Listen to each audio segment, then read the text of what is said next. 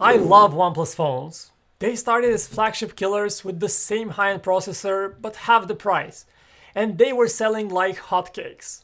But the one thing I feel they were missing out was just to make the exact same phone just twice as expensive. Does it even make sense? Well, no, but that's exactly what OnePlus has been doing. But did they improve the camera to finally make it as good as on Galaxies and iPhones? No, not really, it's still pretty much the same camera as on the OnePlus 8 Pro.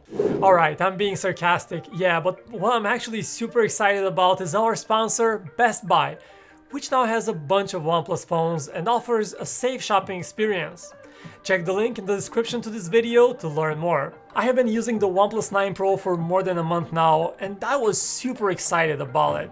And it hasn't disappointed me in any major way, but I don't think it has lived up to the hype either. OnePlus is a different company now. It's no longer about invites, exclusivity, and just making one great phone at a time. Like Samsung, it now sells a bunch of models, budget to flagship and everything in between. It's all about big business and good old-fashioned money making. That's perfectly fine, but it also means we have to get rid of the romantic idealistic narrative around it. Never settle on everything. So the OnePlus 9 Pro is just another flagship. And a pretty damn good one if you ask me.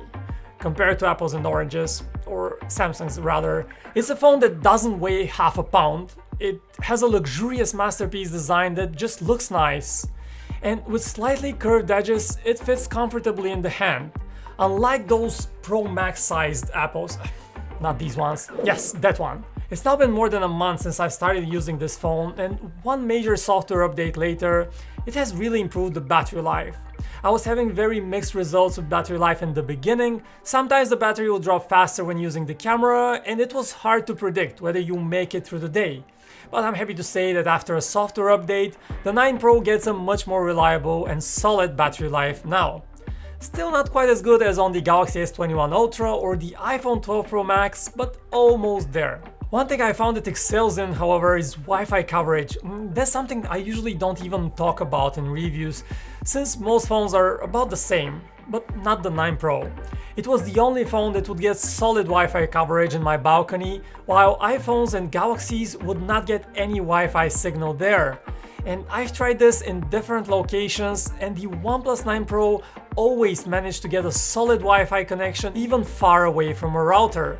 I love that, and if you have a larger house and have some blind Wi-Fi spots, you might just get great connection on the OnePlus 9 Pro, better than on your previous phone. Strangely, I cannot say the same thing about cellular signal, which I often lost in underground spaces like a public garage where other phones would still have signal. I have had this issue on previous OnePlus phones as well, so I really hope it gets fixed sooner. OnePlus also made a big fuss about the screen being this revolutionary, super well balanced display, which for the most part it is. It's a beautiful 6.7-inch AMOLED panel with 1440p, sharp resolution, it supports HDR and gets very bright outdoors. But honestly, unless you're obsessive with screen quality, it's just another great AMOLED screen, just like most Samsung phones and iPhones. It's really hard to find much of a difference, they all look great. At the same time, I also noticed that 120Hz on OnePlus doesn't work across all apps. And for example, in Skype, the phone weirdly switches to a very choppy 60Hz, which doesn't happen on other phones, for example. That's just strange. And as I have already started being nitpicky, let me also say that if you're used to the raise to wake function on other phones, you're in for a disappointment. As the OnePlus Oxygen interface doesn't have it. And you have to manually tap the screen instead of just conveniently raising it, which is another annoyance. And about that camera, yes, it's really that similar to the OnePlus 8 Pro from last year. And most of the improvements are actually in the ultra-wide camera, not the main one. And also, did I mention that the camera UI is just a shameless copy of the iPhone? So much so that it's kind of embarrassing for OnePlus. By the way, we have a super detailed camera comparison that you can watch somewhere here, the link should be in the description, but the gist of it is that Samsung and Apple usually record more pleasing colors in photos, and they also perform better in low light. And yeah, the Galaxy has far better zooming capabilities than the OnePlus, that's for sure. I should also touch upon the overheating issues. There is now a 32-page thread on OnePlus forums where many users report that the phone is prone to overheating while taking photos and videos. And even OnePlus has admitted that this is a known issue. Basically, when it overheats, you get a message saying the phone is unable to take pictures as the phone's temperature is too high. It seems that the issue only affects some units, as we have not been able to get our unit to overheat. But for those that have the issue, the one update that we have already received so far hasn't fixed that completely, and this only adds to spoil OnePlus's supposed big camera moment. Also, if you care about video recording, you would be a bit disappointed to know there is no HDR video recording option. That is now pretty much the standard across those Galaxies and iPhones we keep on mentioning. But still, regular video looks just fine, very stable, not bad at all. It's just not the revolution that you might expect with all the hype, Hasselblad and everything around it. And I fail to understand why OnePlus insists on including a black and white monochrome camera that is hidden deep in the camera menu, so that the chance of someone actually using it or finding it goes down to about zero. Now, even if you do use it, you'll find photos looking just like any other photos shot without such a camera and just with a black and white filter applied. What a waste. So at the end of the day, this phone has not disappointed me in any major way, just like I said, and just like all OnePlus phones, I love how it feels super fast and the interface is also clean. Plus, it's incredibly quick to charge, which I appreciate.